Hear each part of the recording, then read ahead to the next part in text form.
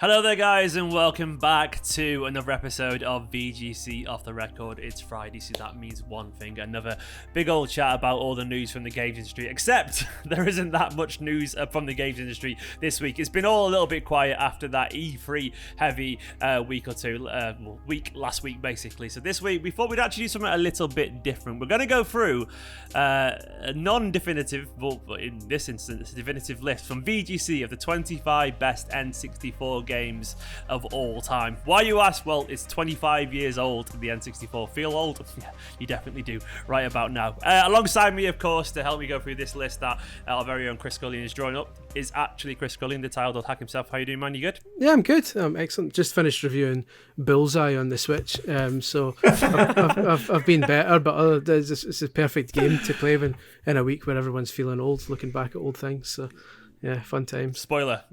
How bad was it? Spoiler, it's absolutely... I've tried to limit how much I swear on here, but let's just say read the review. It's the first 1-star review I've done for VGC. So 1-star review over on VGC. Bully I kind of want to shit. play it now. Is it that bad? Like you should It's play hopeless. it for a laugh, or It doesn't. No, it would have been if it was like a couple of quid, but it's $12.99, and it doesn't even have the music. It doesn't even have the Bullseye music, and at that point you're like, why even bother? If you can't get the Does music. it have like? What was the main good guy called? Jim Bowen? Well, he's dead, so he would have been quite tricky to get in it. But But like the guy who's in it is like sounds a bit like Jim Bowen and a bit like Dave Spikey, who did like the reboot that they did. But like sounds like a guy just half-arsing it all the way through it, and like he says some of the catchphrases, but you could tell his soul isn't in it. The only good thing is Billy turns up every now and then and goes, "Ooh," nice. when you get it wrong, but other than that, it can fuck off. That was actually they actually got Bully in for that voice. He came out of retirement just for that. So that's why they couldn't afford the theme tune and spent all the money on Bully. Because Bully was $20,000 fee. But yeah. Well, have you invoiced the cost of that game? No, that was self-inflicted. So I thought might as well turn it into content, take one for the team. So you did it for us, basically. You did it for everyone. I did it for you did love. It for the internet. I did it for love. You did it for love. You did it for Bully. So did it for Jim Bowen. God did it for Jim Bowen. Yeah, what a guy. But it's a shame that he's the game's stamped all over his legacy, unfortunately. Exactly. How dare it? He deserves better than that. 1-star. Wait until it's 99p, which it will be eventually. Yeah. We'll all play go it for it. Yeah. Or you could probably spend that money just on, I don't know, I'm sure if you went to eBay, there's probably like collections of VHS tapes of Bullseye somewhere. Well, that's what I was saying in the review. I'm saying just go on YouTube. Someone just put like all the episodes on YouTube. It's like, go for it, fill your boots. Like, wonderful stuff. There you go. Go and check out the 1-star review of Bullseye, the game, which is, I'm not sure if that's what it's called, but that's what it should be called if it isn't, over on videogameschronicle.com. And of course, that was authorised by our editor-in-chief, Mr. Andy Robertson. Why did you allow this to happen? It's been a long week. I sent him a message yesterday saying, "Oh God, look at this," and he's just like, "Review it." Is that really? Okay, fair enough. Well, we haven't got the budget for it. You're doing it yourself. I wasn't budget didn't even come in. I'd already bought it before he even said that because I'm an idiot. But, yeah, that's all right. There we go. You're right, Andy. Anyway. Yeah, all right, mate. Yeah, it's been a slow week, hasn't it? I think everyone's a bit tired. Yeah. Is it post E3? E3 hangover. At least we don't have the E3 lurgy, which you typically get the week after you actually go to it. It'd be a different one this year, wouldn't it? Thankfully. Yes, it's not that. Indeed. It'd be a more severe lurgy if we went this year.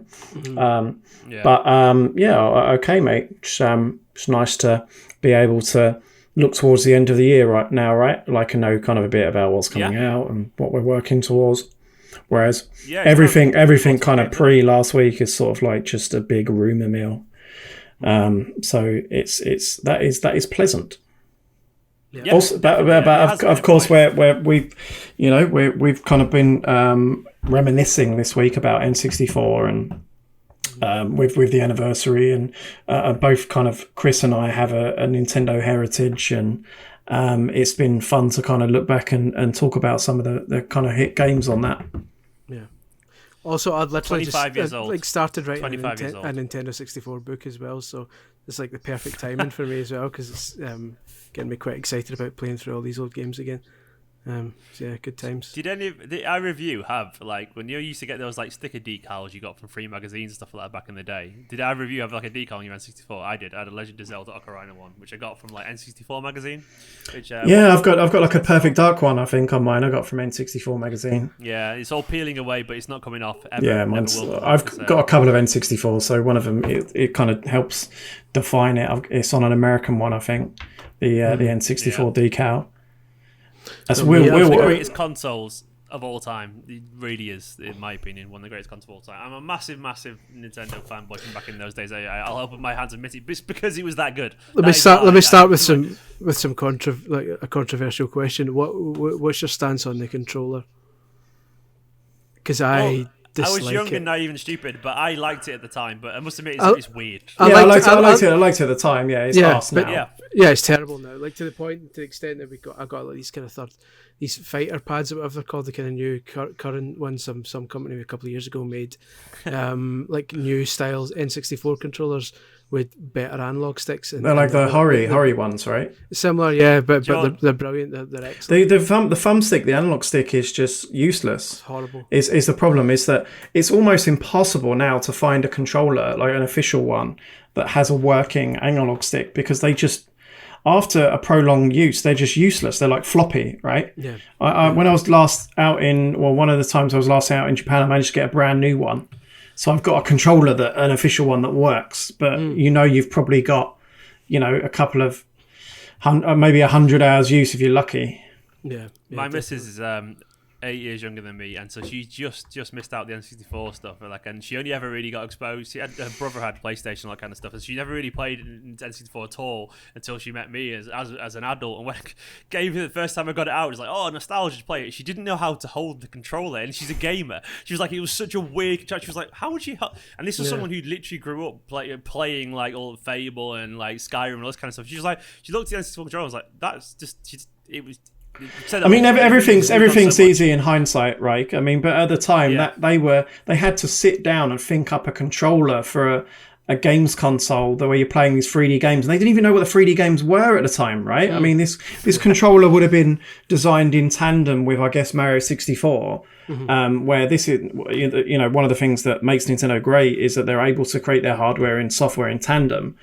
And they would kind of be figuring that out. I mean, I know they've said in hindsight that they regret not making the two sides of the controller symmetrical, so that you could play it kind of left-handed and right-handed. Yeah. Which would have been good, really.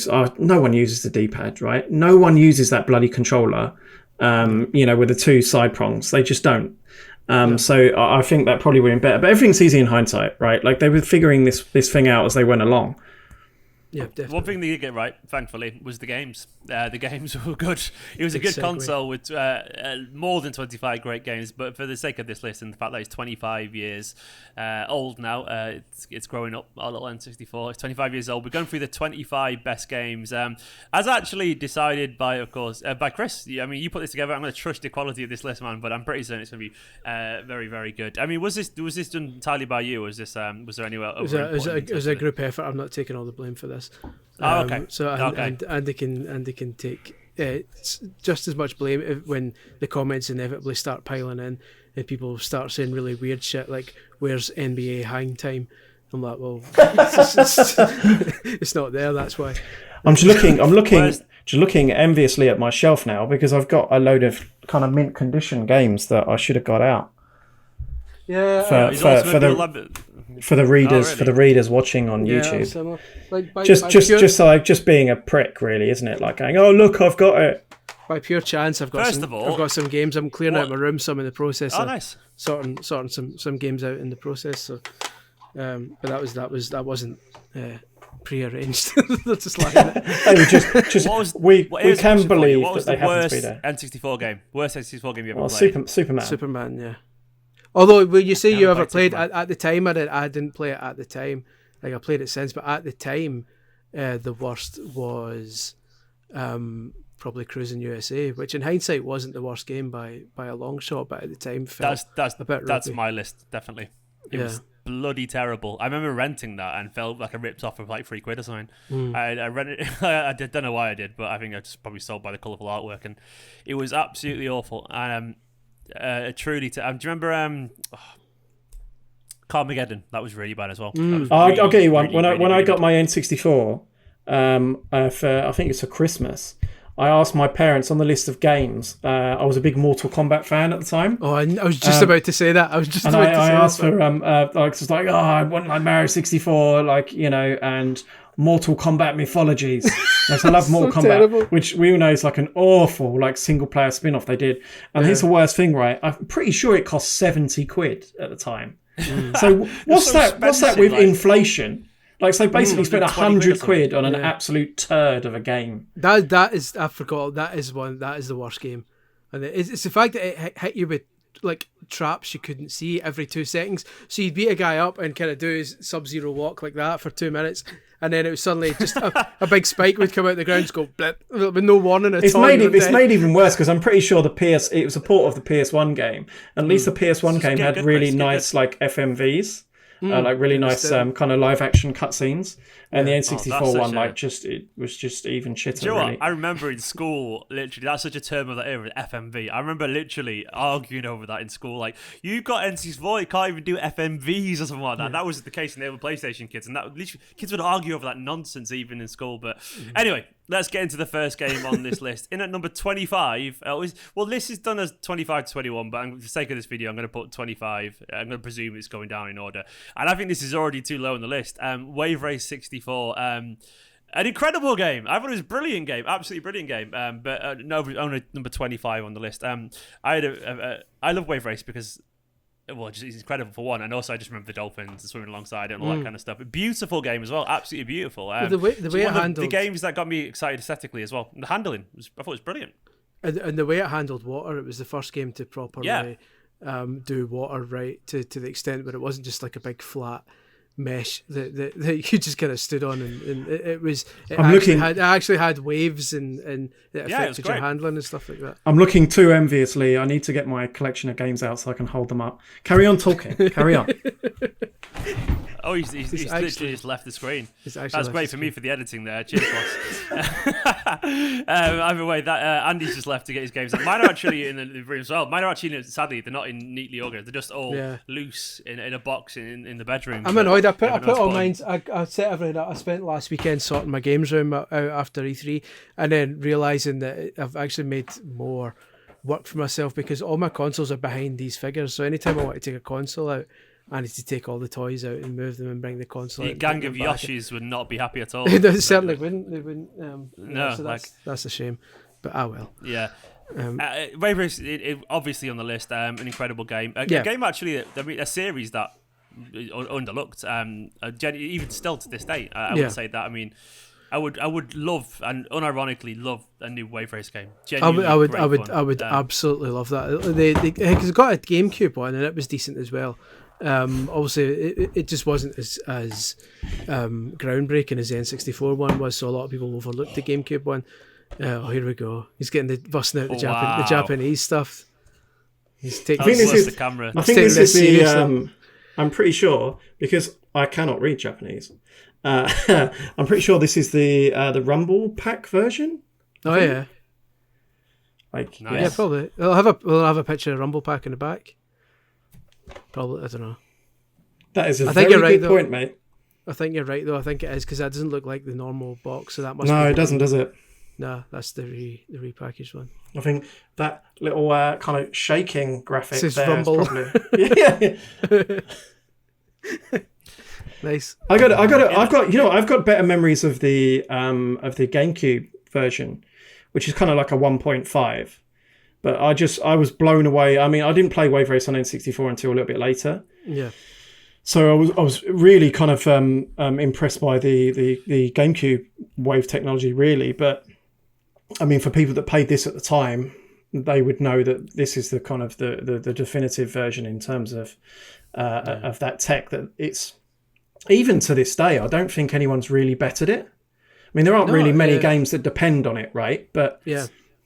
The only other one, brilliant. The only other game of its ilk that I remember really liking was Hydro Thunder which is a bit more kind of arcadey, a Midway game. It was kind of Dreamcast era, and it was similar, but you were in kind of boats, and it was the only other game that kind of made really good use of the water and the waves and stuff like that. But Wave Race still kind of beats that. It's the slalom in the gates that really made it. Yeah, the physics. I mean, it's just I was blown away a little bit, to be honest, by the feeling of the actual jet ski felt weighty, and the movement and how it all felt very fair at all times. And you felt, I guess, the best racing games make you feel a little bit like annoyed, but fairly so when you miss a corner or whatever, because you feel, that was kind of my fault. You never really felt hard done by it. And I've got annoyingly to this day, I've got a best mate who can just win every race against everyone in that game. He's freakishly good at it with one hand, not paying any attention, and I hate him for it. But that's game. Some games you associate with a person. Is my best mate. Literally, I think of Wave Race and I think of him. He's annoyingly good at that, and annoyingly good at No Mercy, and which will come up later probably. But that's it. Number 24 on the list, Blast Corps. Another game which I think there's not enough of these kind of games, by the way. Just exploding stuff. He's got it ready. A little bit less impressive. This one, look battered. Yeah, that's how they should look, though. That's how they should look. Yeah, how much did I pay for pre-owned, that? Pre-owned. $12.99. Listen, how much would that be worth? Tested. How much would that be worth box nowadays, though? You're talking decent money for that. Do you know, it still blows me away, the price of anything that's slightly retro. You know, like, well, I was looking at the cost of I was looking at the price of Game Boy Pokemon games, just the cartridges. Especially in the US, our good friend Chris or Mike Jackson, who we used to work with, who used to work on Official Nintendo Magazine and CVG, he's lived in the States for the last year, so he's obviously a big Nintendo fan, and we'll speak to him about Nintendo stuff, and it always blows my mind how much more competitive the fandom is in the States compared to here. I mean, obviously we're a much smaller country, but you would have thought that they were much more serviced. If me and Chris want to buy something new, Nintendo, it's not much hassle really, is it, Chris? I don't even worry about pre-ordering or anything like that. But in the States, you are queuing at 6 a.m. with 20 other guys outside of Target and then fighting them to get the one amiibo they've got. Well, you look at that Zelda and Loftwing amiibo that just was announced for the Skyward Sword HD. It sold out everywhere instantly in America when all the Walmart and Best Buy, etc., kind of put it up. Pardon me, for pre-order, it kind of sold out like that, and everyone was like, "Oh shit, it's Nintendo!" And then it came out here, and it's sold out now, but it was up for a good few days at least. You could go on the official Nintendo UK store and just order it kind of casually, without much hassle. But anyway, Blast Corps, it's all right. Blast Corps is all right. It's the great thing about Blast Corps is there's still not a game like it really. It's just incredibly original.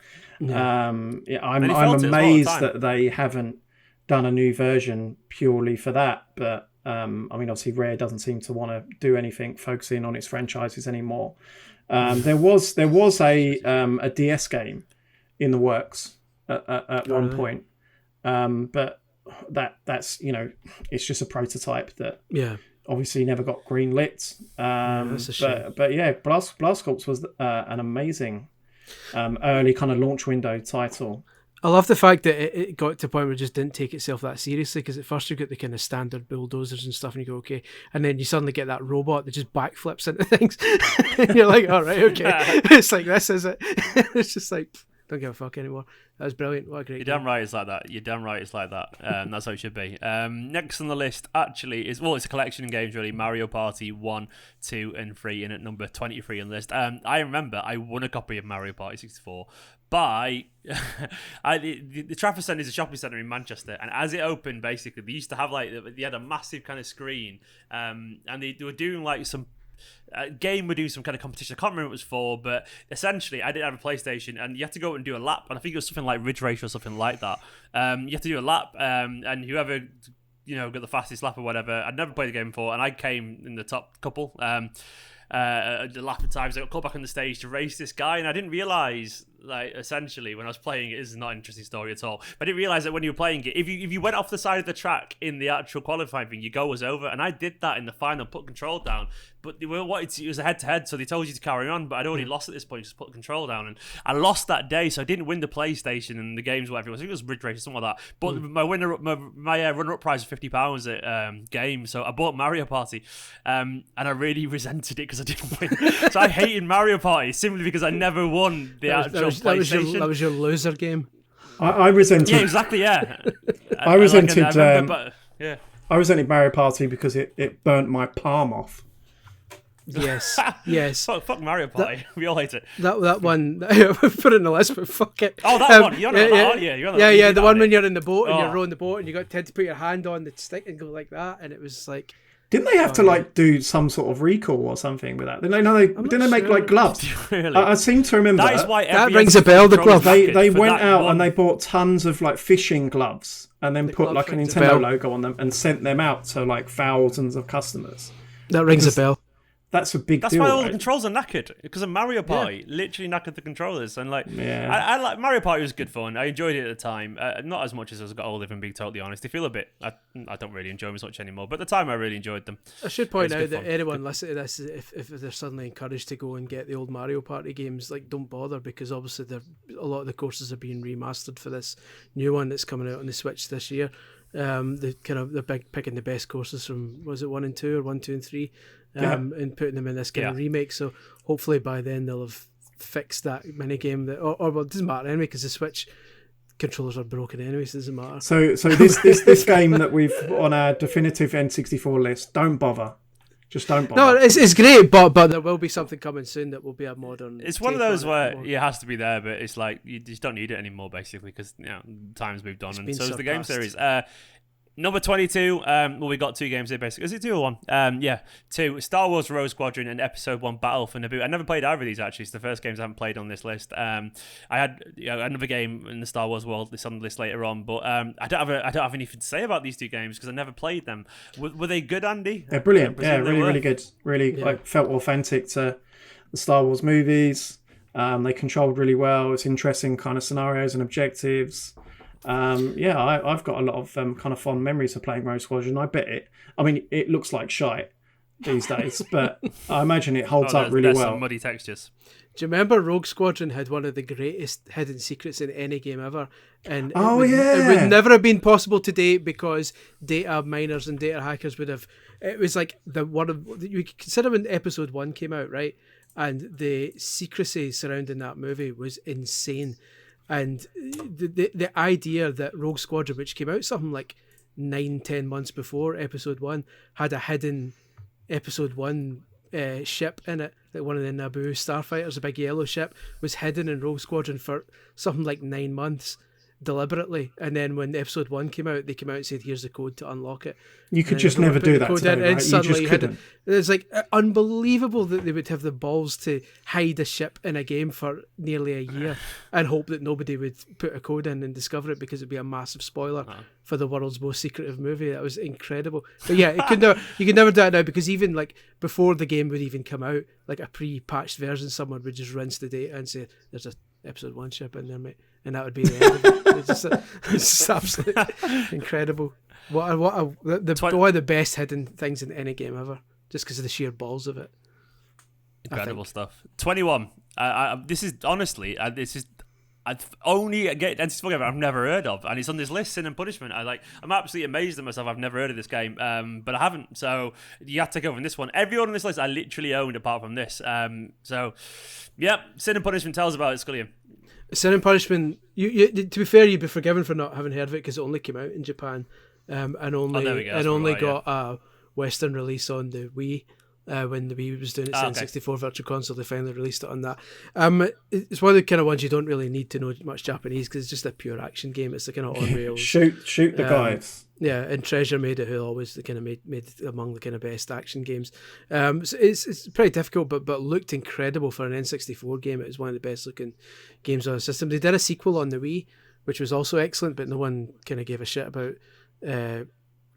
core games on the Wii by that point, so it didn't really do that well, which is a shame. So it's that and its sequel are 2 great games that kind of didn't get the audience that deserved. The first one because it only came out in Japan, and the second one because people had kind of the people that sort of people that would play it had moved on past the Wii by that point, which is a shame, but definitely worth a look.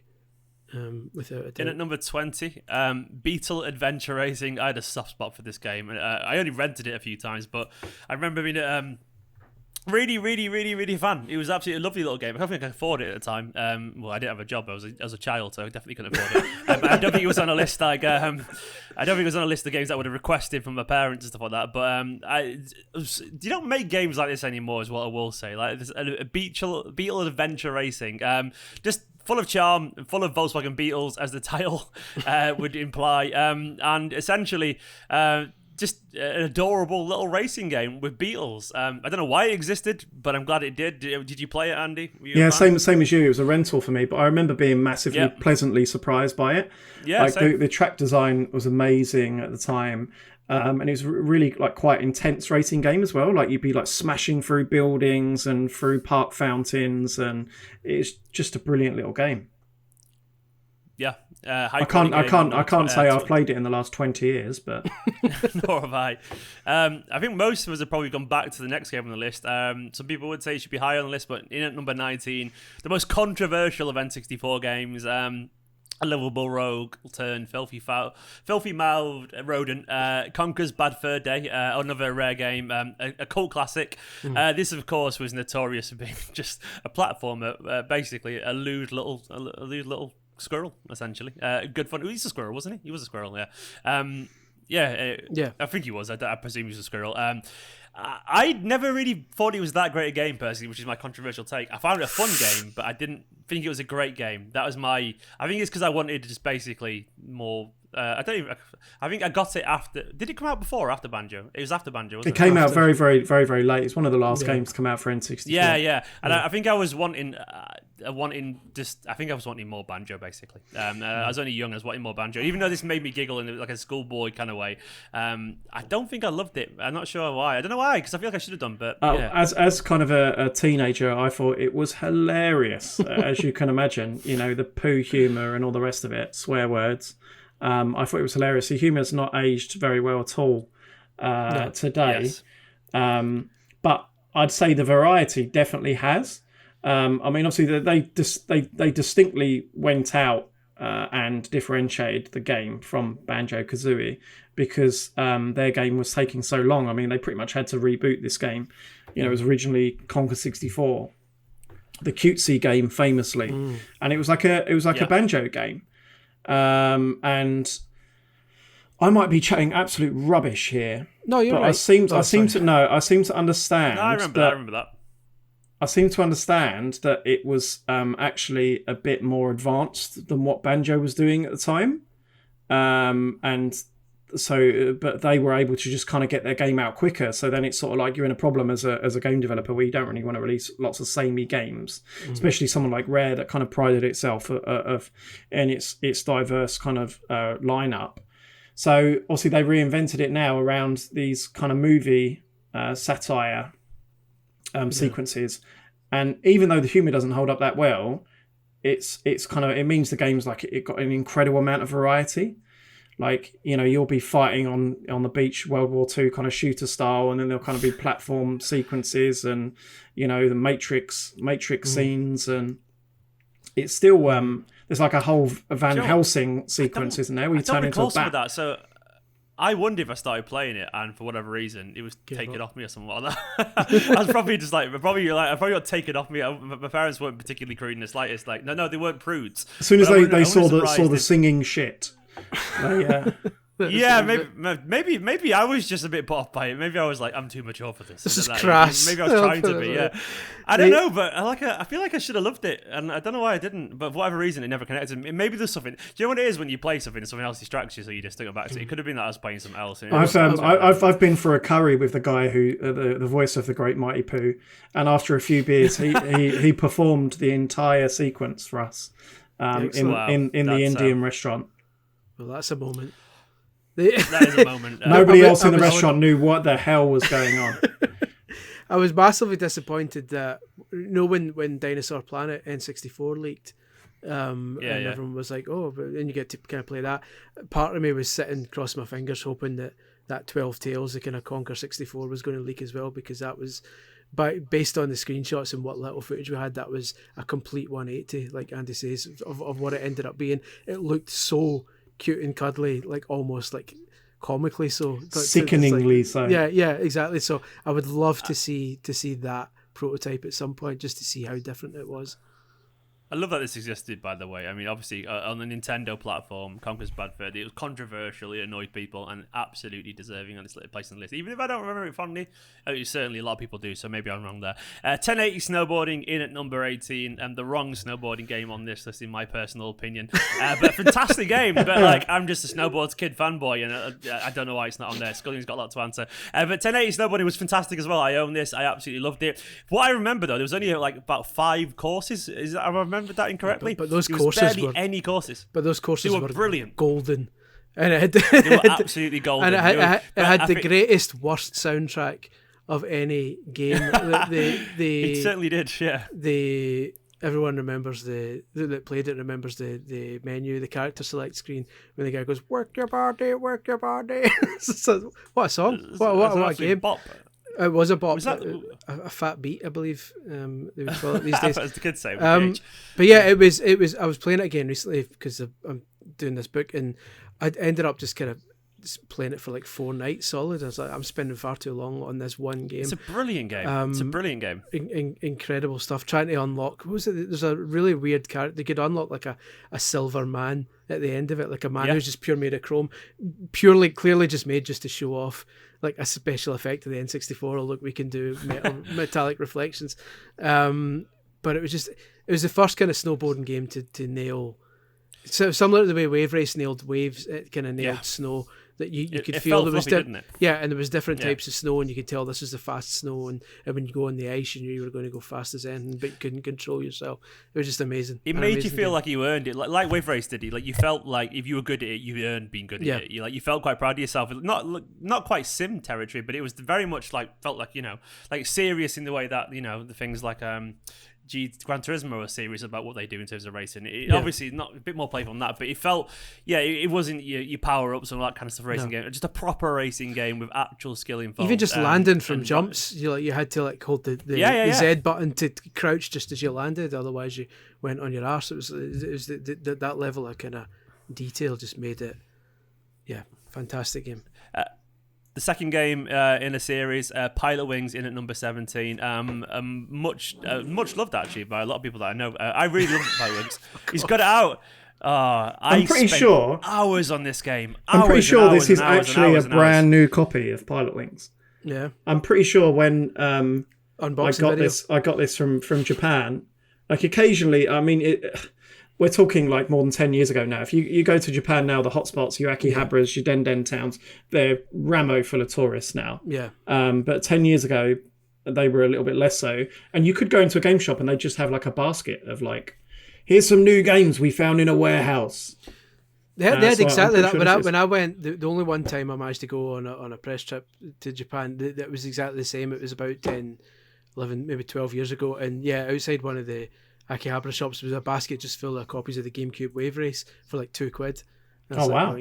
Bought that one, but it was just like it's like you say when you go to Super Potato and stuff back then, you could get like a basket full of stuff for a reasonable price, but now obviously they've clocked onto the tourists now and everything. Although to be fair, it's the same here as well. All retro games are just the prices are obscene these days for retro games, and it's kind of the market's getting priced out to the point that anyone who wants to play these old games can't really build up a decent collection through legitimate means if they want to still have a house at the end of the day.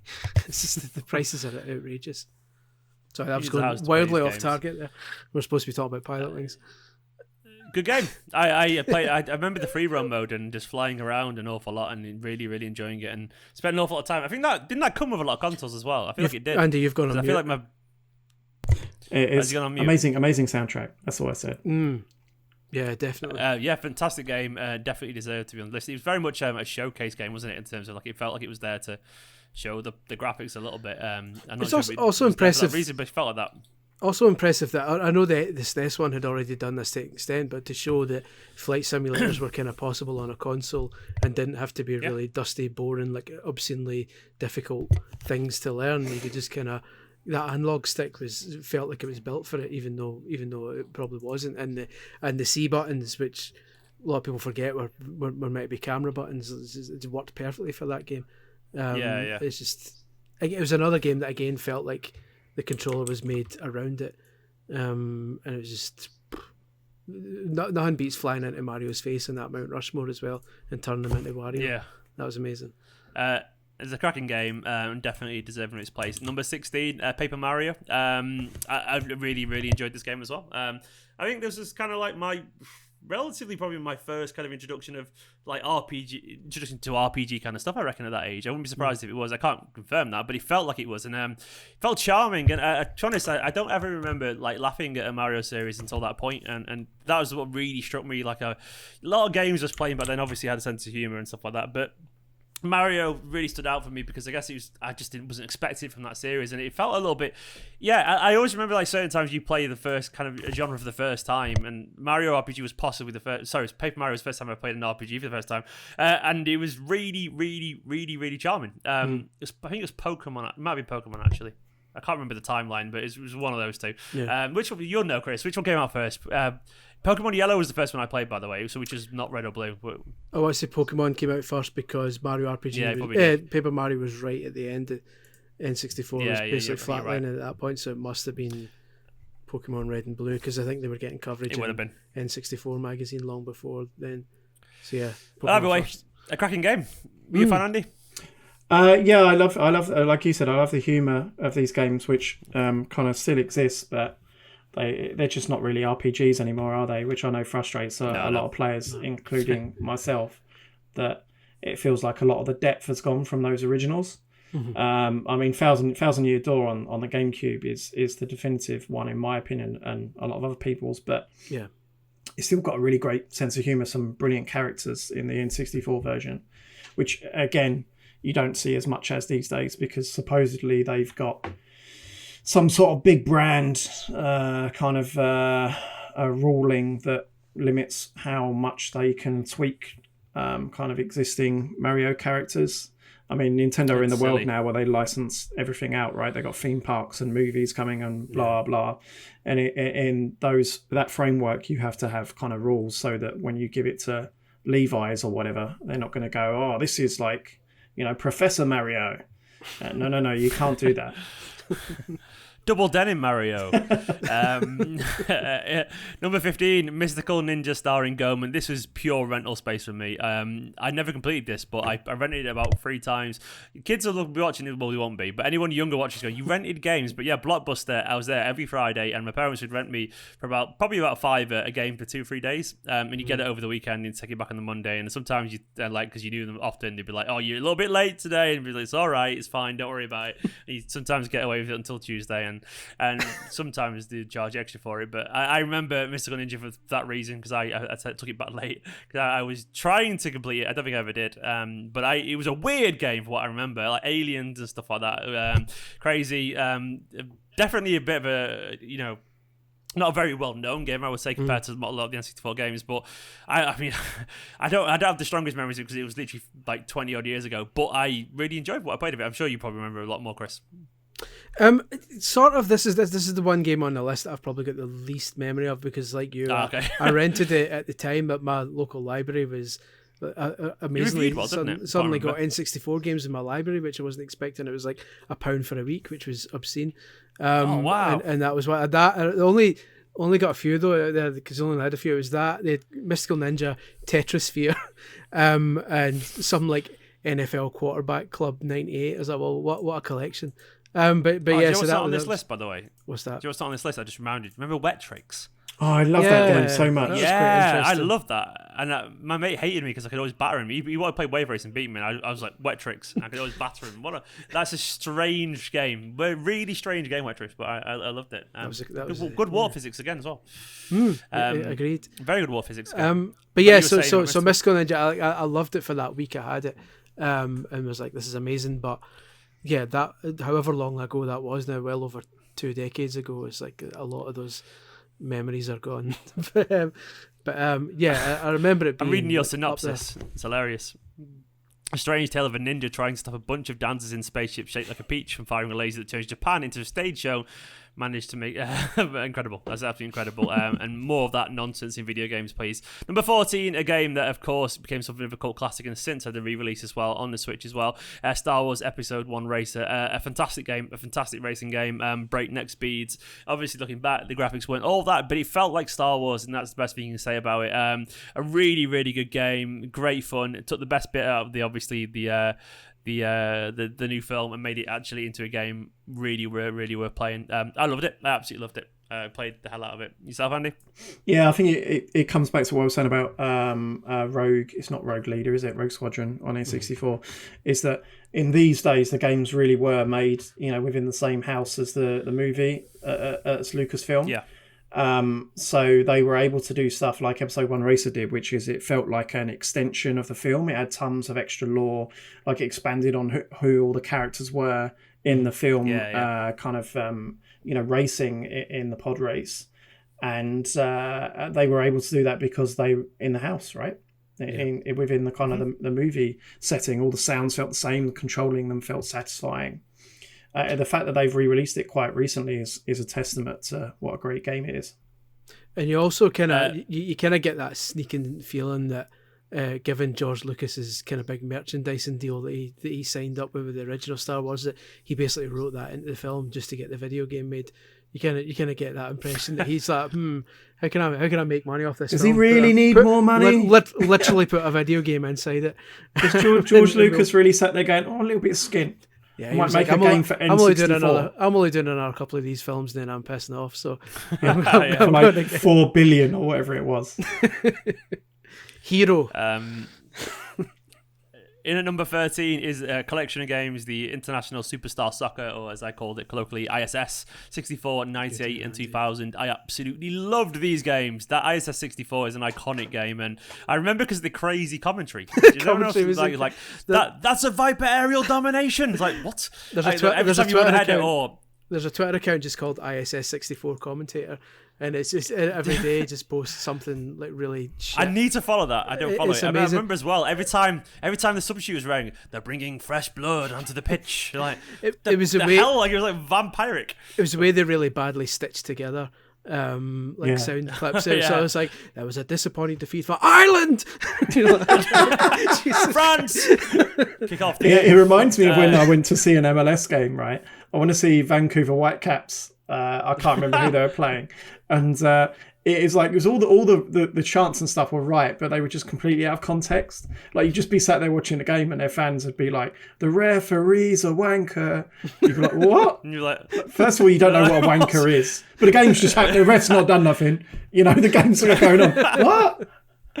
Like you're winning like 6-0 defense. Like, okay, all right, fair enough. Yeah, go for it. But unbelievably good game, by the way. I absolutely, I loved it. I was obsessed with ISS. Really, really, really good game.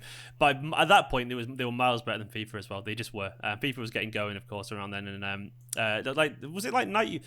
When did it start? Was it like 93, 94 FIFA started or something like that? Something like that, wasn't it? 94, because I remember FIFA 94. Yeah. But ISS was absolutely brilliant, genuinely fantastic. And that became what all the cool kids were playing at that, because that was really, really genuinely brilliant. As is, I forgot what number we're on. 15, 14, 13. I should have numbered on these. here? I don't know. 12. Diddy Kong Racing, which is bring it back, a genuinely fantastic game, which I honestly prefer to Mario Kart 64, but mainly because of the creativity and the environments. I love the boss battles, the races, the variety of the vehicles. Diddy Kong Racing was another rare masterpiece in my personal opinion. It didn't get like 10 out of 10s or 9s. It got like a lot of 7 and 8s from what I remember, but I thought it was great. I really, really enjoyed it. Colourful, rare, taking on Mario Kart, and to be honest, I thought they made a game much more memorable, but that's just my personal opinion. I'm with you on everything except the boss battles. I hated those. I love them. Every other element of the game, but that Triceratops race, like, oh yeah, he was pretty annoying. Dead man. I think they weren't very well balanced, right? No, like I remember being frustrated as hell. Like I think I actually probably stopped playing the game for about 6 months before I found out why I couldn't beat them, and I went back. That there's a thing that they don't teach you in the game, that if you take your thumb off of the accelerator as you hit the boost pads, you get a better boost. It does not tell you in the game that, but it's literally the only way you can I beat. knew that. I don't know how I knew that. Maybe someone told me. It's the only way you. Told me. It's the only way you can beat. There was a the boss magazine at characters. the time, yeah, said that, but like Andy says, it didn't say it in the manual or anything. You literally But can't there beat was them a without magazine. knowing that. Yeah. See, I never had these problems, and it's probably because I knew that. Because I used to read every N64 magazine from cover to cover, basically. So I probably knew that at the time, I knew it and still struggled. It's like okay. that I don't Triceratops. have It was just that one that tough luck kid. Every time he beat you, and you're like, come on, you absolute dick. I really. This is like a Christmas game for me, Diddy Kong Racing. It was a surprise Christmas game, wasn't it? Because I think Banjo Kazooie got delayed. We were talking about that last week, weren't we? Yeah, we talked about and they had to quickly slap Diddy Kong into RC Pro-Am 64, which is what this game was, and put some bananas in and get it out of Christmas. And I might be wrong, but I'm pretty sure they announced it like right before Christmas and then released it. they did. I remember. December. I vividly remember going to W.H. Smith in Glasgow. Just before Christmas, like it might have been like late November probably, and going into looking at the magazines, and N64 magazine was there, and it had Diddy Kong Racing on it, and I'd never heard of it. World exclusive Diddy Kong Racing. I thought it was official, like, and it was like, I don't know. I thought it was N64, but official, that's what I saw on. But whoever it was like world exclusive Diddy Kong Racing, and it's out next month. Yeah, and you're like, what? Because usually back then, obviously, the magazines would preview stuff like a year before or 6 months before it was due out, and you had to go through the whole process. So it was really alien. Amazing David Wise soundtrack as well, and a rare David Wise N64 soundtrack. So I think this might actually be the only one he did. I think him of Donkey Kong Country fame. And earlier rare games, I'm pretty sure, because he worked on Dinosaur Planet, and obviously that didn't come out. Yeah, just noticed I'm really blurry. I'm going to try and fix it. I don't know what's going on there. Get the Vaseline off. No, don't worry about it. Get the Vaseline. It's probably an improvement. Great game though, full of charm, and of course, that's not the only rare game that'll be on this list. Is that already at the third or something? I don't know how many it's been already. In at number 11, Super Smash Bros. Of course, a game that kick-started a phenomenon, really, an absolute massive. I mean, what more do we need to say about it? It was insanely popular, absolutely everywhere. Everyone played it. It was brilliant. Putting obviously all these characters together, the likes of Mario, Pikachu, Samus, Link, and all that kind of stuff. It was just brilliant. Just brilliant. Everyone loved it. I think anything to add to that? Because I remember it's been amazing. Still holds up to this day. Like even the original game, it's a testament to how well they nailed it with the first one. That you could take someone who maybe has only just started playing the Switch one or something like that, and give them the N64 one, and after a couple of minutes of adjustment, they'll be able to play it perfectly well. The controls, the feel hasn't changed that much in all these decades. You know what? It's so similar. It was absolutely tipped though in terms of actual video games that I played in the N64. About a year and a bit later, by in my opinion, the best wrestling fighting game of all time. Definitely the best in the N64. WWF No Mercy, an absolute astonishingly good game. I'm sorry, it is and it remains an absolutely brilliant game. I was obsessed with it.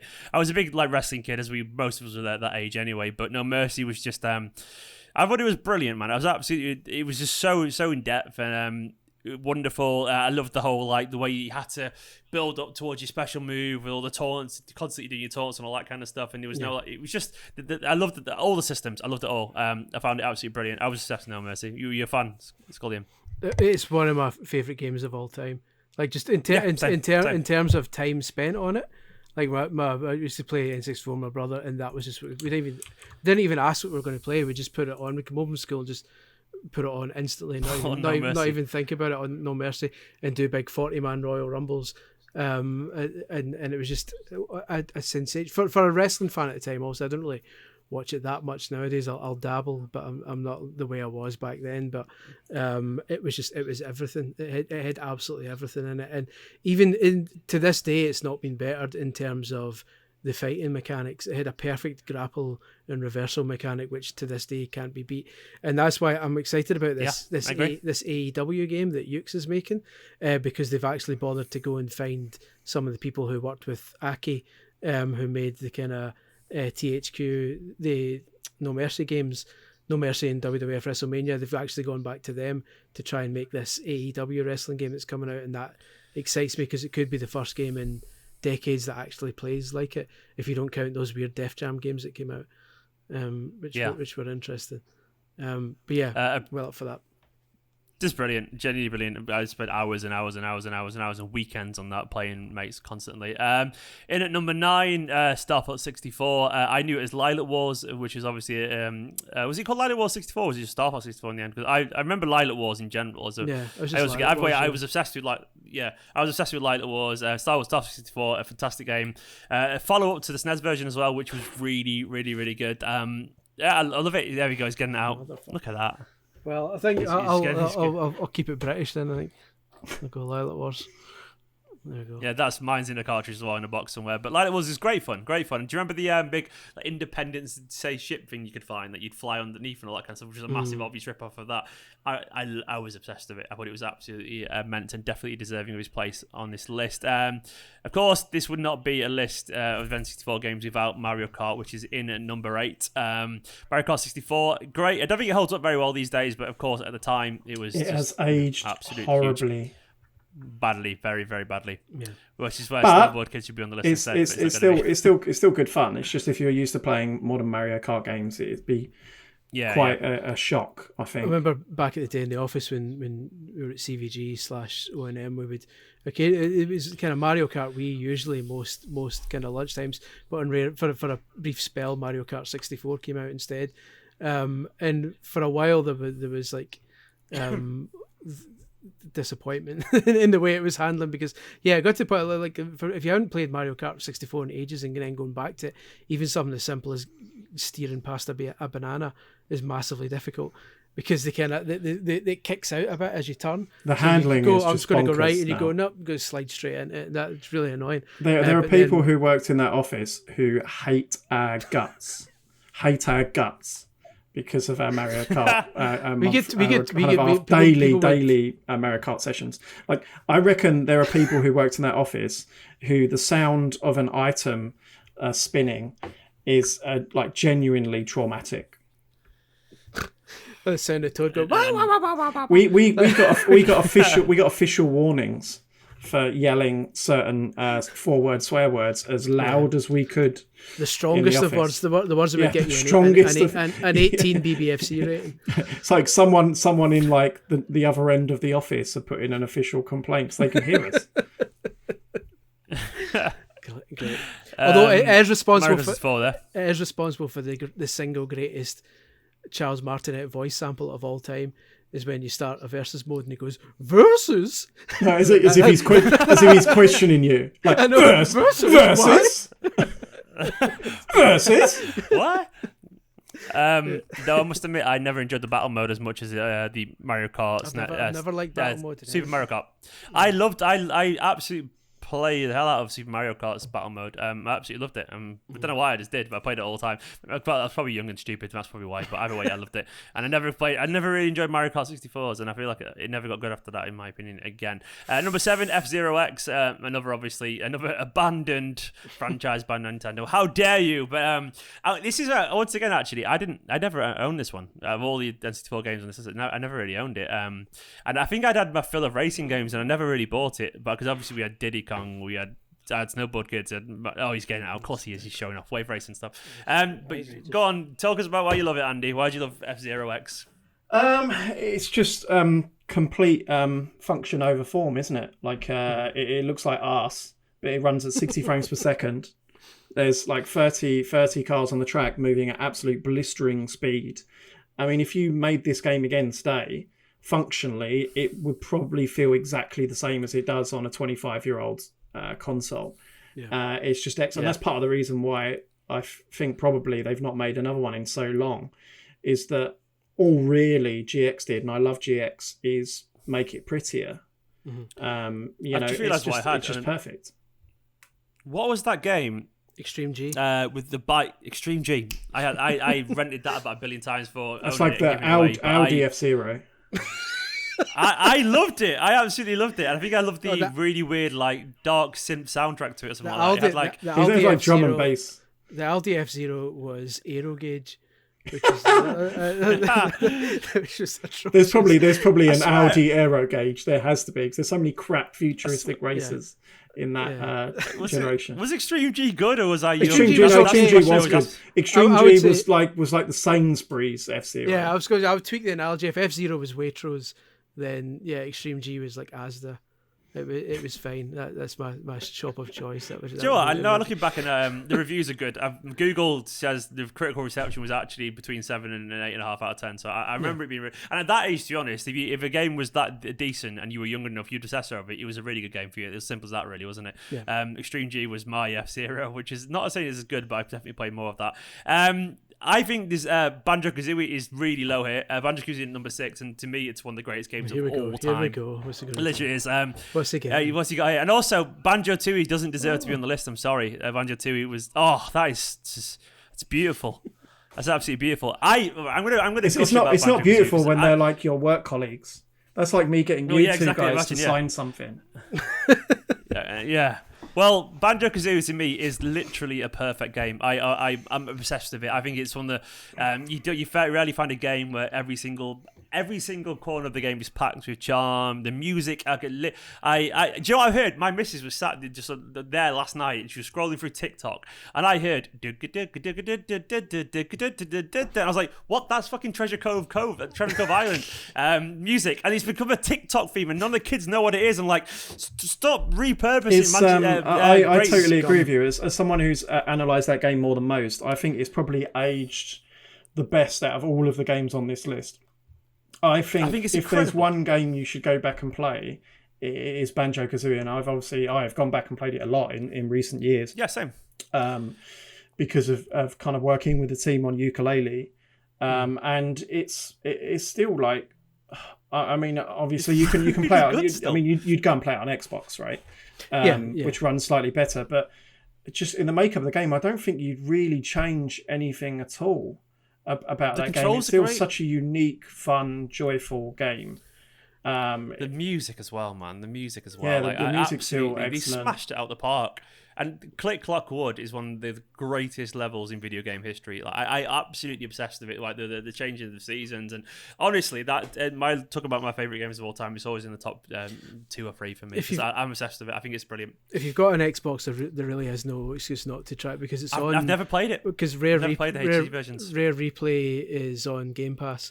And probably will be permanently, because Microsoft also own Rare. So if you just jump on Game Pass, it's there along with a lot of these other Rare games we've been talking about today. Blast Core's on there, and one that we've yet to speak about is on there, and every little collectible as well. Oh, it's so satisfying. Like all the little sounds, like "ukum bukum" when you get the little mumbo tokens and all that kind of stuff, and the jingos, and then the animations.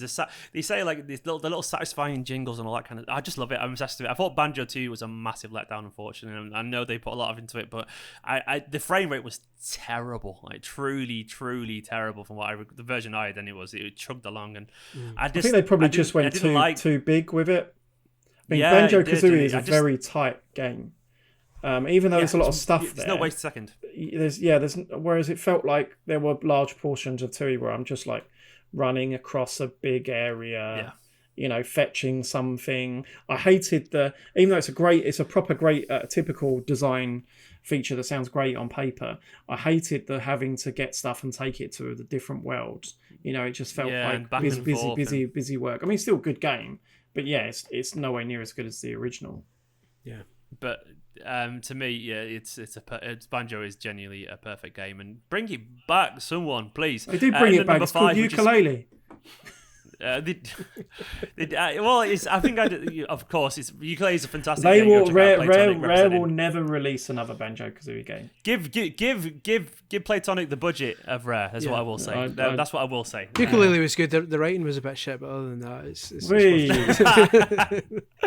Andy, no, the writing was one of the strongest points of ukulele. Not just saying because you're asked, but it genuinely was. Now, to be honest, ukulele was a really good game. It just didn't. You could tell it needed the time, in my personal opinion. Sorry, mate. Like it needed the extra time. Get out. No, I kickstarted it, man. So one before I met you, I was on the Kickstarter, so it's a true story.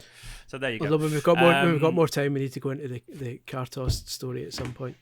but that's for The what that's story? The origins of Kart. Paid for my ukulele socks. One day these are going to be worth something. Maybe. Honestly, give people. I really hand on heart means give people like Playtonic the money to make an absolute give them the budget. Genuinely, someone do it if you're watching or listening. Number 5, controversially low, maybe someone would say. GoldenEye, one of the most iconic games of all time. It's definitely controversial. I mean, we'll get into the next one just because obviously the audience. Perfect Dark ahead of it in at number 4. So I mean, a lot of people would disagree about that. Perfect Dark.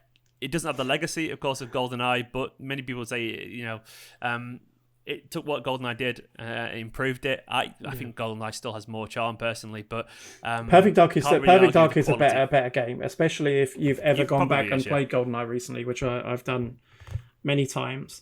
GoldenEye it desperately needs. It's such a crying shame that Xbox remaster, which Chris leaked recently online and Chris reviewed. And kind of gave it 5 stars. It's such a shame that that's not legally available because GoldenEye is crying out for some technical kind of improvement because it just runs like complete arse if you go back to it now. It runs at like 15 frames. And Perfect Dark, even though it doesn't run that much better, it is just objectively, if we sat here with a tick list, it is a better game. It has significantly more features. It does everything that GoldenEye does bigger and better. The only thing it doesn't have is James Bond.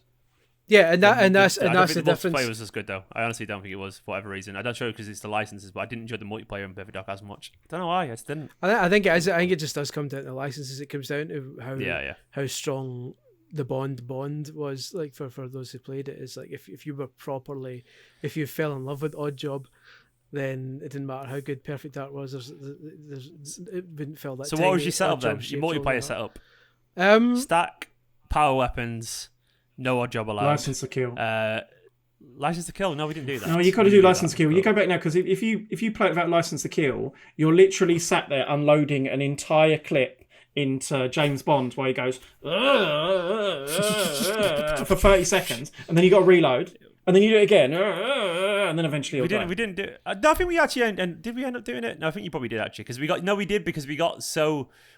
knew the courses stacked so well with all the secret. You could never get anyone because they knew exactly where to go and you could never shoot them. So I think we did license to kill eventually. Yeah, it was always stacked. I bought this weird thing that you get kind of advertisements in games mags in those days like selling weird third party stuff. I bought a screen splitter. There was like 50 quid's worth of cardboard and mirrors, right? I've still got it in the attic behind me. So I could technically assemble it, right? And it was just a complex arrangement of cardboard and mirrors. And you put it in front of a television and it split the 4 screens onto either side of the cardboard. So two people would sit behind the... You'd have the TV in the centre of the room and each of you would sit on a corner of the TV, and it's split, so you couldn't see each other's screens. It completely changed the game. I'm telling you, you do not know. It completely changed the game because you're used to seeing where everyone is and just buzzing around and very fast pace, and it became a horrific, terrifying game. Terrifying game because you didn't know where anyone was. Like you'd be like peeking around corners and just slowly being methodically kind of looking around because you get shot in the back and shit your pants basically. It's definitely an experience. I had so many fights over screen looking, but everyone did it. And I think we reached an amnesty eventually. Like physically, probably had fights with my brother over this, and my mates was like, stop it! And like, no, I'm not doing it. You're looking and all that kind of stuff. And but obviously, both games are absolutely incredible. What was he called? Elvis the alien in Perfect Dark. Big fan of that little dude. He was a great guy and a brilliant game. He definitely lived up to the legacy, given the fact that obviously he was the follow-up to GoldenEye and so on. Incredible game. Number 3 on the list. He was obviously going to be this high up, though I still think it's not as good as Banjo. I'm sorry. Mario 64 is number 3 on the list. Obviously an iconic game, but it's just not as good as Banjo. I'm sorry, but I'm going to keep saying that. But yeah, obviously one of the best games of all time and clearly up there. And this next bit is interesting as well because a lot of people would probably argue with the order of these two. By the way, I want to go back to Mario actually. Do you remember the first time you played Mario 64? Because mind blowing. Mario 64. I mean, it's a bit of a cliche now, and it's been well treaded that it just fundamentally changed. It felt like it fundamentally changed games overnight. That everything that came after that was of Mario 64 inspiration. You know, it showed Yes, how that's why Banjo's you not could fair, is do it? 'Cause that a exists kind 'cause of of it. a action game, an adventure game, a non-third person game in a 3D space. And that's why it's so a little bit underwhelming now. If you go back and you play, it's like I'm going to get some shit for this, but I go back and watch like Sopranos. I never saw the Sopranos, and I'm constantly told, oh, you need to go watch Sopranos, but it was so inspirational for its time that everyone's dogged on it so much that you go back now and it feels very familiar. I know what you mean, actually. Yeah. And it's the same with Mario 64. One... You can't go back now with fresh eyes and appreciate how influential Mario 64 was, because it just does what every game does now. But it doesn't do what every game does now. Every game does what Mario 64 did. At the time, it was absolutely mind-blowing. I don't think there's been a game since, truly, that's been quite as impactful as that. And it's also the fact that people forget that it wasn't actually the first. A lot of people say it's the first 3D platformer, but it wasn't. It was the fact that like Tomb Raider came out before it. You only have to go and play Tomb Raider and Crash Bandicoot to really realise that. Like just pissing 2D games that have just been put almost isometric with lock camera, and you're going in one direction. You can go left and right. You could have made Crash Bandicoot on a SNES. Like you could have done. Yeah. Mario 64, was the game that blew 3D open. Yeah, exactly.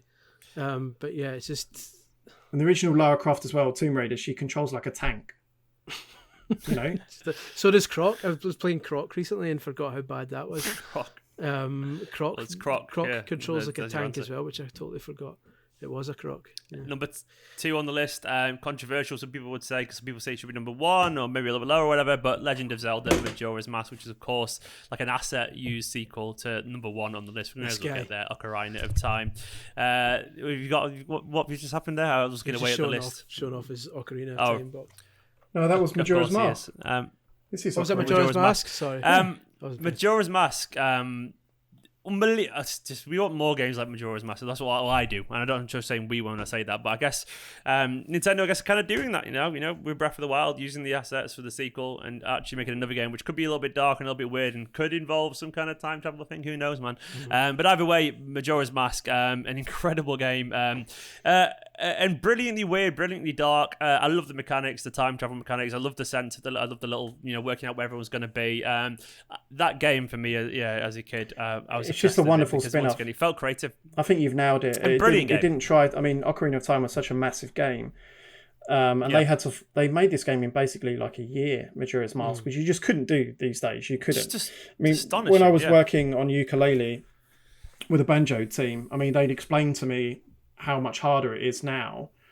Like in basic terms, if you wanted a character to disappear.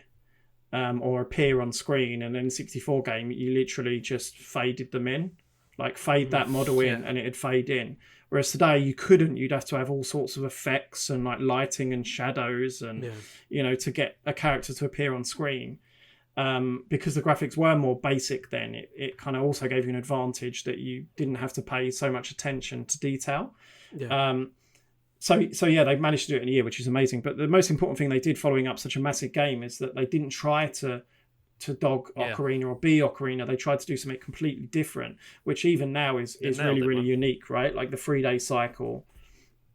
It's brilliant. It's just a brilliant the sense Zelda of dread game as well. To be honest, it kind of made me feel a bit creeped out as a kid, because it was an anxiety-ridden game, wasn't it, man? Like the whole, who would have thought they would have gone down the whole, it was a depressing play when you got to that 3rd day. It was just the music, dun dun dun dun dun dun, and it was just insanely psychotic music. It was almost like, they felt like there was almost like political edge to it as well, when the mayor was stood there staring down on the end of the world and acting like the show must go on and everything's totally fine, nothing to see in. It was all a bit bit depressing, and it kind of prepared you a little bit for adulthood.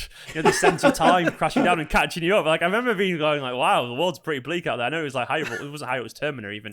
But I remember thinking, this is a really dark game, and it dealt with really mature themes, and the idea they're all sat there waiting for a lot of spoilers here. If you haven't played it, it's your own fault, I don't care. But the idea waiting for the end of the world and that kind of stuff, it was intensely brilliant and dark. it wasn't a perfect game. It wasn't a perfect game. I remember a few little bits that bugged me looking back. I think the save mechanism was interesting, from what I remember, and it was definitely. I think some of the temples didn't. There's only like 4 temples, isn't there? From what I remember. But it wasn't perfect, but it was brilliant. I'll tell you what I remember fondly about that game is that I was good friends with someone who was a journalist on a site called Daily Radar at the time, which is now Games Radar. They got bought up by Future. And before this game came out, I think they had a pre-release copy. Oh, actually, I think it probably came out in Japan first. So they tried to finish it in 3 days, because obviously the game's set in 3 days. And it was an amazing series of features they did. They do hourly updates on where they're at. Obviously, they've not slept for barely for 2 days trying to finish this game. Just a brilliant feature idea. That's awesome. That's cool. Number 1, of course, is Ocarina, as you mentioned. It has to be there, doesn't it? Is it still the highest ranked game of all time? I don't know if it is, but it's always pretty much there, isn't it? Ocarina of Time. Ocarina of Time memory for me is... Do you call it Ocarina of Time? Ocarina. I've even got one. I've got one right over here, actually. I don't know why I called it that. Do you not call it Ocarina of Team? Of Timmy. There you go. One right there. Oh, nice. That's the little Play us guy. a I tune. can't play it, I don't know how to Oh play yes, one. Jim from Majora's Mask. Can Can you play the dystopians Can you play the 1080p character select screen tune on it? I should learn how to play that. I'll do it one day. Mrs. got me that, and I never learned how to play it. And I feel really bad about it, but I've got loads of excuses.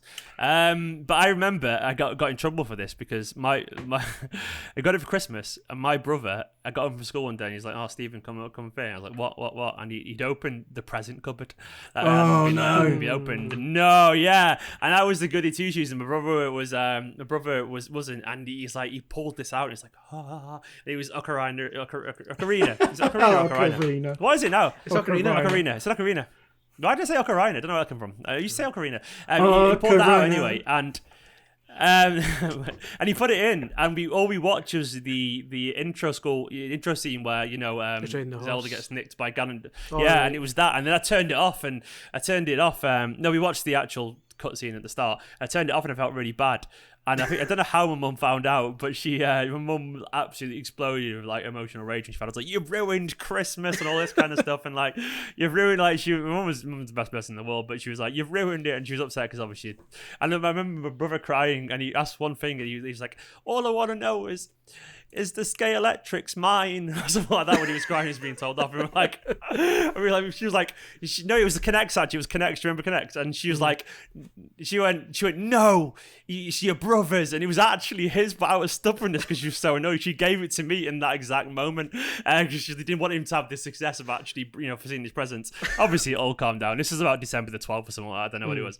When did he come out, Ocarina? Because I don't actually. It's Christmas. It was December something. 98, wasn't it? Something like that. Yeah, 98. I got a good story actually, which is similarly shameful.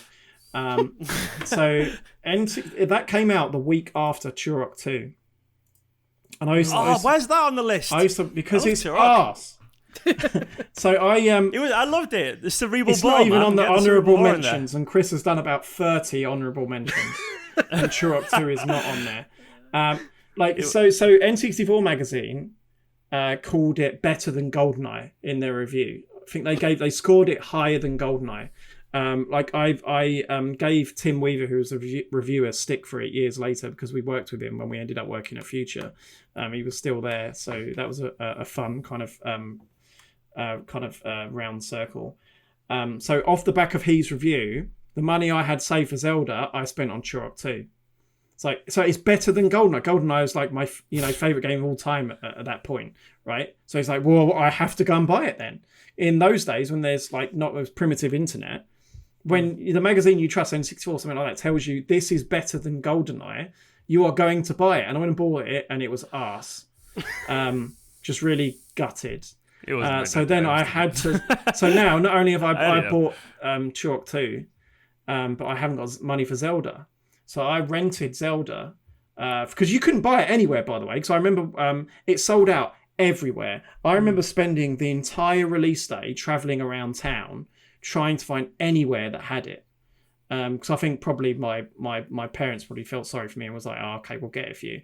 Just no one had it. You don't even see it. You don't see it these days at all. I mean, obviously we've got digital games, but if you didn't pre-order it, you did not get it. It was sold out everywhere. So the only place you could get it was by renting it from Blockbuster. Yeah. I still have that copy from Blockbuster to this Thug day. life. You brought You Blockbuster little- down. It was on my brother-in-law's account, so they kept asking him, little going, shit. "Where's we've got 50 quid worth of late fees on this Zelda? Where the hell is it? I haven't rented no bloody Zelda. Go away." Still got it. Wow. Amazing. There we go. So, former Platonic employee. And now that stealing- Blockbuster are bankrupt, Yeah, I you can admit finished them. That's all you your finished fault, them man. off. and I was a killed them. minor, so That come 50 and get me that- Blockbuster. That 50 quid could have kept them afloat. That's outrageous. Sad days. I mean, I think we all don't need to say too much about what an incredible game. Genuinely, We've not said anything about it, to be fair. We're just This is stories. how many number one game. Have you got any anecdotes? How many more What's your- superlatives plenty, can but- you add to the game? Like, it's it's genuine. ridiculous. What hasn't been said is It holds up as well, genuinely. doesn't it holds up. Genuinely, the all the cliches. The game that showed me what games could be, made me want to work in and around games. That was the point that I knew I wanted to work in and around games. That game. The only thing I think doesn't hold up today is, ironically, the most kind of amazing thing about it at the time is Hyrule Field, which at the time when you first kind of go into Hyrule Field, you're like, holy shit, this is it's enormous. massive. And then you look at it with 2021's Oh, eyes, actually. you're like, this is just a big empty space. like five One thing I different- will say is, and the when it became night and all fuck the owl. Fuck the owl, dude. I can't stand him. He's all right. The owl, the amount of times No, you don't, because every single time you accidentally pressed it, I did not understand that. Oh, you're however. thinking- you you're have not- to say the whole thing again. So you over didn't and over mind again. Navi. You didn't mind Navi the fairy then? Hey. Hey. No, actually, she was Hey, all right. listen. We've had the Skyward Sword dude after since then, and Navi's absolutely mild Navi's compared still to the that. worst. Still the worst. Nah, I disagree. Navi had something to say. Give her some credit. She's an arsehole. But either way, what I will say about Ocarina of Time is I spent an awful lot of time in my adult life actually. Relatively professionally pursuing music. I was in a band quite a lot, and I honestly put Ocarina and probably Jurassic Park down as the two things that got me to music as a kid. Genuinely, the Ocarina soundtrack is just insanely beautiful, and the Zelda series in general is that gives me goosebumps. That feels like that team at their A game, that bunch of creators who had worked on a Nintendo EAD at the time. The team had bounced between Mario and Zelda games. Like they were pretty much there was a lot of crossover, right? Like they do Super Mario World and they do Link to the Past, and then they kind of work on Mario 64, and then they kind of work on this. A lot of those developers, obviously, once you get that senior, you can't keep working on games forever. You need to bring in young kids. I'm pretty sure, other than maybe Pikmin, I think it's the last game Miyamoto himself directed, Ocarina of Time. It does feel like, it feels like Koji Kondo's last proper AAA title as well. I missed that. I'm not saying they've got worse, but it does feel like that group. No, I know what you Mario mean. I feel like World, Link to the Past, the original Nintendo group. It feels like that's them at their peak. Oh, 100%, and that massively influenced me as a young lad. Honestly, film music influenced me more than actual popular culture songs at that age. And I say film music, game music as well. But it felt like people didn't really take game music that seriously, because games were still the kids' thing at that age, weren't back in those days. And but the music genuinely moved me emotionally, and an incredible game. Obviously, we all know it's a masterpiece. It remains a masterpiece, and rightfully at number one on the list. Honourable mentions. I can't believe Snowbuckets is not on there. I'm going to say that. By the way, not on this list. All the honourable mentions. Do you remember Body Harvest? I really like that. Game. I genuinely really enjoyed Body Harvest. That was obviously not people. Is the myth that it was like the precursor to GTA? Yeah, I can't even remember the name. DMA design, yeah, DMA. They also did Space Station Silicon Valley, which was another brilliant game. Which is a great game, Space Station Silicon Valley. Yeah, I really enjoyed that. So I remember as well because in Body Harvest, the ice cream van from the first 3D GTA game is the same melody. Do you know what's arguably missing off this list, Chris? Because we put Japan only Sin and Punishment on this list, right? Yeah. The one that everyone forgets is that Animal Crossing is an N64 game. right? Like the GameCube version is a straight port. He's just saying that just so he could show his. No, but I've just realised because it's sat next to me, right? That is a. I mean, okay, this is a list that you should go and revisit. You probably shouldn't go and play Japan only Animal Crossing. I've tried. It's horrendous. That's what I was going to say. Yeah, but it's definitely a very important game, incredibly important. Right? It's like Nintendo's biggest series now, right? Yeah. Yeah, if it was the 25 most influential or iconic, but yeah, if it's in terms of if people are using this list as a kind of buyer's guide, then absolutely don't track down Animal Crossing. I did it, man. I imported Animal Crossing, the GameCube version in Japanese, purely because at the time the Famicom. I got it. Oh, freeloader. No, I mean with the freeloader, yeah. You noobs. No one had anyone who owned a PAL Nintendo system before Wii is just get out. I like playing my games slower with massive borders with games that release 6 months later. Get out. Yeah, all of my consoles were NSTC consoles. I imported all my stuff in those days, as the real dudes did. Real dudes. So Animal Crossing in those days, it was massively novel to have Famicom games. Like, you could play old Famicom games. So I basically imported it just for that. Trying to argue with Mr. Assetti in Japanese is really disturbing. Fun times. Fun honourable mentions on the list over on videogameschronicle.com, the likes of Jet Force Gemini, which is of course a bit of a cult classic as well. Amazing soundtrack. Amazing soundtrack. Yeah, amazing soundtrack, and just being rare. By Robin Beeland of Sea of Thieves fame. Oh, nice. I didn't know that. Pokemon Snap as well, but there was obviously that. I mean, a lot of people would say that's probably should be on there as well. Mario Tennis. There's loads of games. Mario Tennis, Mario Golf as well. There's absolutely loads. Yoshi's Story, Wipeout 64. I'm looking through the list. Yoshi's Story sucked. From the honourable mentions, Resident Evil 2 is the most incredible achievement for any. How they managed to get 2 CDs and cram it into one N64 FMVs, cartridge and still have full half decent quality FMVs in there is.